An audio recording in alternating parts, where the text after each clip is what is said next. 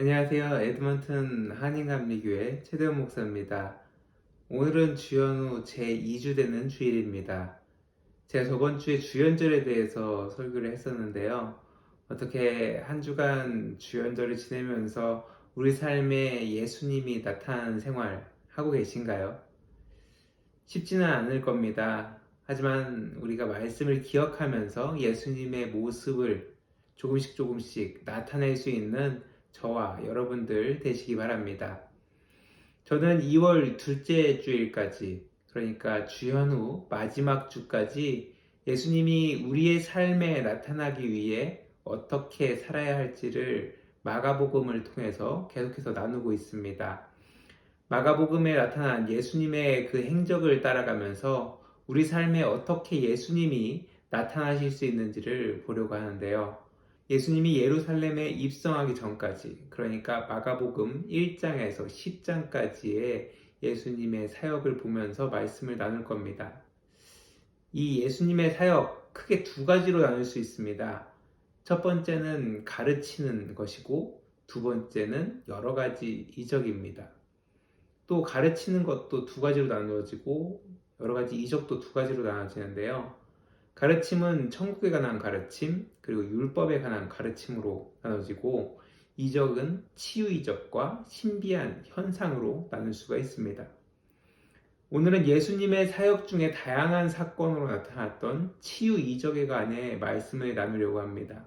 설교하면은 대표 성경 구절이 있는데, 저는 따로 성경 구절을 읽기보다는 마가복음에 나타난 치유 사역들을 하나하나 짚어드리려고 합니다. 이 설교 영상이 끝난 뒤에 한번 그 말씀들을 여러분들 따로 찾아보셔서 읽어보시면 좋을 것 같습니다. 먼저 1장 29절에서 34절에는 베드로의 장모의 열병을 치유하신 일과 더불어 많은 병자를 치유하셨다는 기록이 나오죠. 또 1장 40절에서 45절에는 나병 환자를 치유하신 일도 나옵니다. 2장 1절에서 12절에는 중풍병자를 치유하신 사건, 그리고 3장에서는 손 마른 자를 치유하신 사건과 예수님을 찾아온 병자들을 치유하실 뿐만 아니라 귀신 들린 자를 치유하시는 모습이 나옵니다. 5장에서는 예수님의 치유 사역의 정점을 보여주는데요. 거라사에 귀신 들린 사람을 고치시고 회당장 야이로의 딸을 치유하러 가는 도중에 혈루증을 앓고 있던 여인을 고치시는 모습이 나옵니다. 그리고 예수님이 도착하기도 전에 죽어버린 그 야이로의 딸을 살리는 모습까지 나옵니다. 6장 53절에서 56절에서는 게네사렛의 치유 사역, 7장 24절에서 37절까지는 수로보니게 여인의 딸을 치유하신 사건과 귀먹고 말도 듣는 자를 에바다라고 하면서 치유하시는 장면이 나오죠. 8장 22절에서 26절에는 맹인을 치유하시고 9장 14절에서 29절에는 제자들이 귀신 들린 아이를 치유하지 못한 것을 예수님이 직접 치유해 주십니다. 그리고 10장 46절에서 52절에는 맹인 바디메오를 치유하는 사건까지 나옵니다. 4장에서 천국에 대한 비유를 설명하실 때 빼고는 모든 장에서 예수님의 그 치유 사역이 나오는 것을 볼 수 있습니다. 이러한 치유 사역은 예수님이 하나님의 아들이심을 보여주는 중요한 사역이었습니다. 무엇보다 이러한 치유 사역은 육체의 한계와 어려운 가운데 있는 인간들의 이목을 끄는 중요한 매개체가 되었습니다. 그래서 예수님은 치유를 바라보며 모인 군중들을 치유하실 뿐만 아니라 그들에게 가장 전하고자 하셨던 그 일을 하십니다. 그것은 바로 하나님의 말씀, 복음을 선포하시는 것이죠. 하지만 문제는 군중들은 예수님의 치유 사역에만 계속해서 초점이 맞춰져 있다는 겁니다. 정작 예수님이 그들에게 가장 전하고자 했던 그 복음을 군중들은 제대로 듣지 못합니다. 그래서 예수님이 십자가에 못 박히실 때 군중들은 흩어질 뿐만 아니라 예수님을 십자가에 못 박으라고 소리치기까지 합니다. 또 몇몇 사람들의 예수님을 끝까지 따르긴 하지만 3년간 예수님을 따라다녔던 제자들마저도 예수님이 십자가에 못 박히자 다들 숨어버리죠. 그래도 예수님의 치유 사역 분명히 큰 의미가 있습니다. 그것은 바로 예수님이 병들고 장애에 있으며 귀신에 의해 고통당하는 이들을 바라보면서 불쌍히 여기시면서 치유하셨다라는 겁니다. 병으로 인해 고통당하는 이들을 불쌍히 여기시며 치유해 주시고 여러 가지 장애로 사회와 가족들에게 버림받은 자들을 불쌍히 여기시고 고쳐주셨으며 또한 귀신에게 사로잡혀 어려움에 처한 이들을 불쌍히 여기셔서 그들을 귀신의 권세로부터 노임받게 하셨습니다. 이러한 예수님의 사역은 지금 우리 그리스도인들을 통해 보여질 수 있습니다. 또 이를 통해 예수님이 이 땅, 지금 우리가 있는 이곳 가운데 나타나는 그 놀라운 일들을 경험할 수가 있습니다.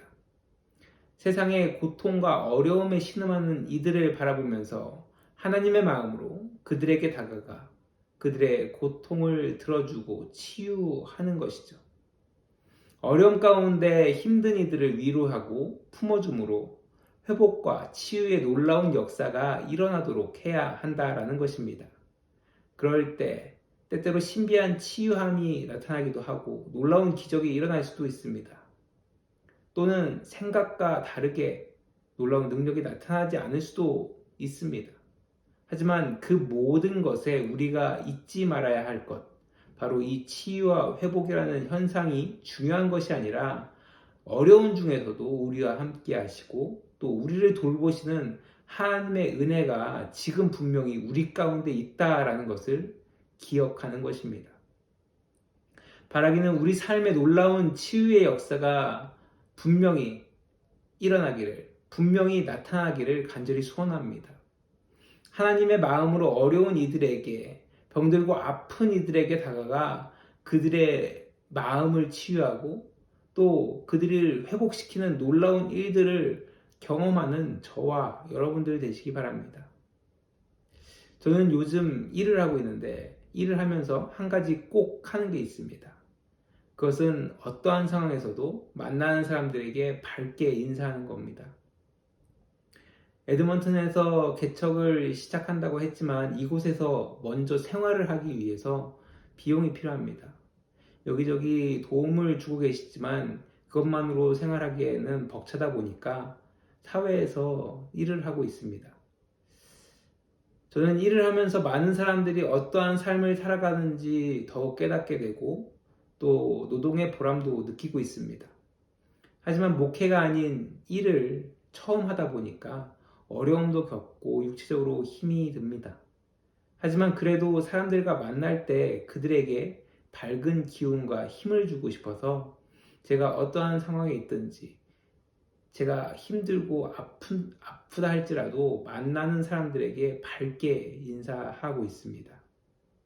그러면 때때로 일로 인해 힘든 얼굴을 하던 분들이 저의 인사를 받고 밝게 인사하는 것을 보게 됩니다. 저는 이건 역시 예수님의 치유 사역이라고 생각합니다. 힘들고 어려운 상황에서 누군가 미소 짓고 위로해 줄 때 죽어가던 영혼이 되살아나는 놀라운 일이 일어나는 것입니다.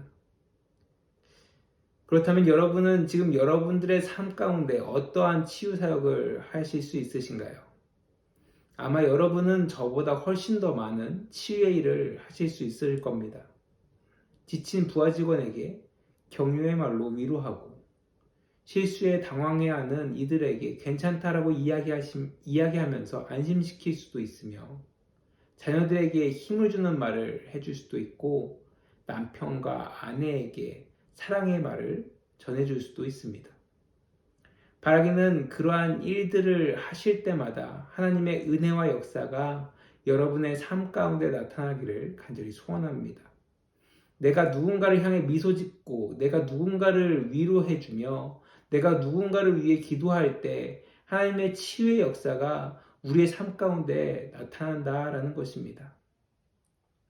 바라기는 예수님의 치유 사역이 우리 삶에 나타나는 그래서 하나님의 놀라운 역사를 경험하는 저와 여러분들 되시길 또 이 주연절 기간이 되기를 간절히 축원합니다.